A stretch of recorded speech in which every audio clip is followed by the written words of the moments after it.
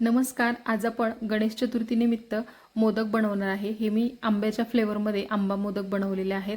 आंब्याचा सीझन चालू आहे तोपर्यंत आंबा मोदक नक्कीच एकदा तरी बनवून पहा. खूप छान लागतात. ह्याचा वास इतका छान येतोय ना आणि खूप मस्त झालेले आहेत, सॉफ्ट झालेले आहेत मस्त असे. ह्याचं वरचं आवरण पण खूप छान झाले आणि मिश्रणसुद्धा खूप चवीला छान झालेलं आहे. बनवायला सोपेच आहेत. आवर्जून बनवा, चतुर्थीला बनवा किंवा जोपर्यंत सीझन चालू आहे तोपर्यंत एकदा तरी नक्कीच बनवून पहा. मस्त असे हे आपण आंबा मोदक बनवलेले आहे. तर हे मोदक सगळे मी हातावरती बनवलेत, साच्याने वगैरे बनवलेले नाही आहेत. खूप छान झालेले आहेत. बनवायला एकदम सोपे आहेत. जरी तुम्ही पहिल्यांदा बनवले ना तरी हे बिघडणार नाही. भरपूर साऱ्या मी टिप्स या व्हिडिओमध्ये सांगितलेल्या आहेत. सगळ्यात पहिलं आपल्याला आंबे घ्यायचे आहेत. कुठलाही गोड आंबा असेल तर तो वापरा आणि ह्याचा रंग जर छान असेल तर अजूनच चांगलं. तर हा मी केशर आंबा वापरलेला आहे. 3 आंबे घेतलेले आहेत मीडियम साईजचे.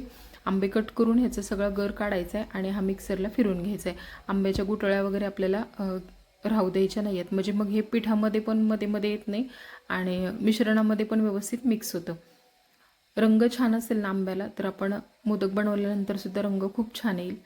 आणि जर बाय चान्स तुमच्याकडे जर थोडे पिवळसर वगैरे रंगाचे आंबे असतील तर मग तुम्ही मिश्रणामध्ये किंवा मग जे वरचं आवरण बनवणार आहे त्यात तुम्ही थोडासा फूड कलर पण वापरू शकता. आता आंब्याचा पल्प तयार करून घेतला. आता इथे ओला नारळ घेतलेला आहे 1 मोठी वाटी. किसून घेतलाय हा बारीक किसणीवरती. 1 चमचाभर तुपावरती कोरडा होईपर्यंत 5 मिनिटं परतवून घ्यायचा. त्यानंतर ह्यात आपल्याला 1 वाटीभर आंब्याचा पल्प घालायचा आहे. 1 छोटी वाटी आंब्याचा पल्प वापरलेला आहे. चांगलं मिक्स करून घ्यायचं आणि पुन्हा आणि कोरडं होईपर्यंत परतवून घ्यायचं आहे. खूप ओलसर ठेवायचं नाही आहे हे आपल्याला, म्हणजे मग मोदकामधून सारण बाहेर येत नाही किंवा मोदक फुटत नाही उकडताना वगैरे. आता हे थोडं कोरडं झालं की ह्यात गूळ घालायचा आहे. साखर वापरली तरी चालेल पण गुळाचे मोदक छान होतात, त्यामुळे शक्यतो गुळच वापरा. गूळ बारीक चिरून घ्यायचा आहे. 1 वाटी नारळाचा किस होता तर त्यासाठी 1 वाटीच गूळ वापरलेला आहे. गूळ बारीक चिरून घेतला की लवकर विरघळला जातो आणि लवकर परतलाही जातो. आता हे पुन्हा मिश्रण गुळामुळे थोडंसं पाणी सुटतं. कोरडं होईपर्यंत चांगलं परतवून घ्यायचं. तर छान असं हे कोरडं झालेलं आहे बघा. जास्त वेळ पण शिजवायचं नाही आहे एकदम, कारण गूळ एकदम कोरडा पडला तर थंड झाल्यानंतर कडक होण्याची शक्यता असते. त्यामुळे हे कोरडं व्हायला लागलं की लगेच ह्यात थोडीशी वेलची पावडर आणि जायफळ पावडर घातलेली आहे. जर तुम्हाला स्किप करायची असेल तरी चालेल, आंब्याचा फ्लेवर पण मस्त येतो, पण थोडीशी वापरलेली आहे चव अजून छान येईल म्हणून.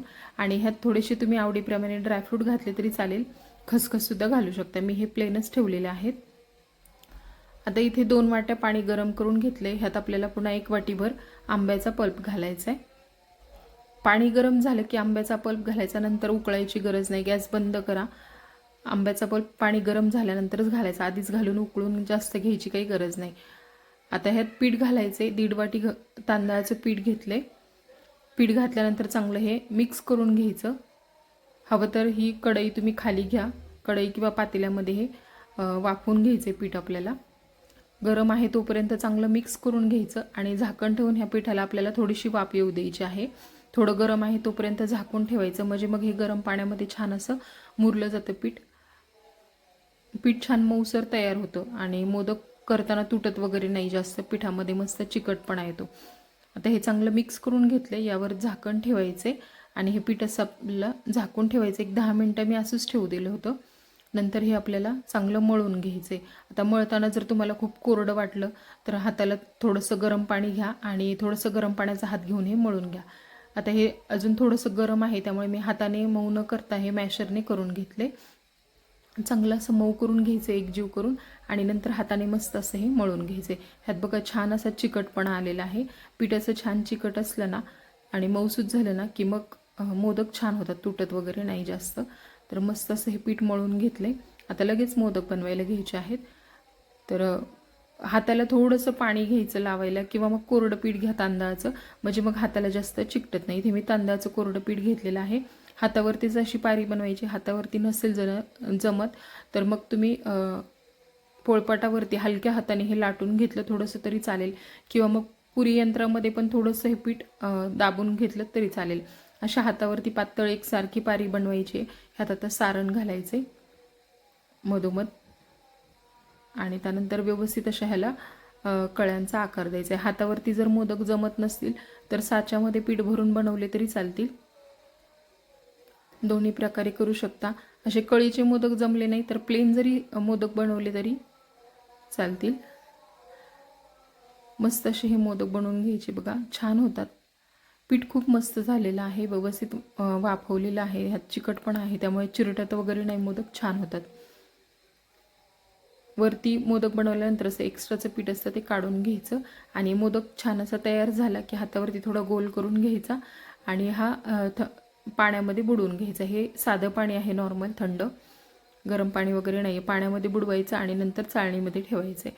हे मी चाळणीमध्येच वाफवणार आहे, स्टीमरमध्ये वापरले तरी चालतील.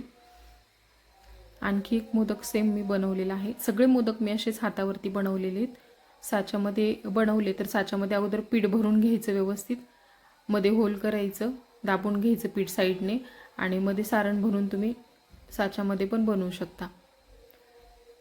खूप छान आणि अजिबात तुटत वगैरे नाही आहे बघा, मस्त असे झालेले आहेत. पीठ फक्त व्यवस्थित मळून घ्यायचं, गरम पाण्यामध्ये पीठ चांगलं वाफवून द्यायचं आणि व्यवस्थित मळून घ्यायचं, म्हणजे मग छान होतात मोदक.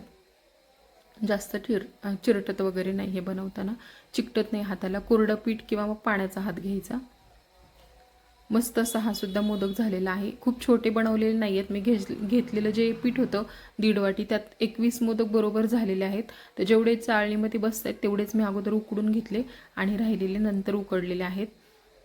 सगळ्या मोदकाला आपण वरून थोडंसं केसर लावून घ्यायचं आहे, नाही लावलं तरी चालतं, पण मोदक फार छान दिसतात आणि खायला पण मस्त लागतात. तर हे एकदम सोपे आहेत मोदक बनवायला आणि खायला खरंच खूप छान लागतात. आंब्याचं सीझन चालू आहे तोपर्यंत नक्कीच एकदा बनवून बघा. चाळणीमध्ये असे मोदक ठेवायचे, गरम पाणी चांगलं उकळल्यानंतरच वाफवायला ठेवायचे. सुरुवातीला 5 मिनटं गॅस मोठा ठेवायचा, नंतर मध्यम आचेवरती एक 10 ते 12 मिनटं, टोटली 15 मिनटं आपण हे मोदक वाफवून घेतले. 15 मिनटामध्ये हे छान वाफवले जातात बघा, मस्त झालेले, रंग छान आलाय आणि वास पण मोदकांना खूप छान येतोय आंब्याचा. अगदी वासानेच तुम्हाला हे मोदक खावेसे वाटतील, एवढे छान झालेले आहेत, मस्त वाफवलेले आहेत. आता हे मोदक थोडेसे थंड होऊ द्यायचे चाळणी खाली घेतल्यानंतर आणि मग प्लेटमध्ये काढायचे आहेत, म्हणजे मग तुटत नाही, चिकटत नाही. बघा किती सुंदर दिसत आहेत,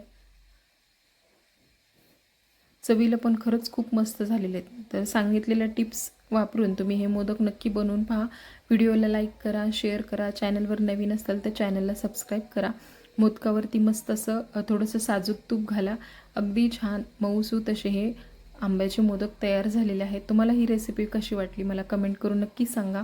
तुम्ही मोदक बनवल्यानंतरसुद्धा माझ्यासोबत तुमचा अनुभव नक्की शेअर करा. अगदी छान मस्त असे हे मोदक तयार झाले. व्हिडिओला लाईक आणि शेअर नक्की करा.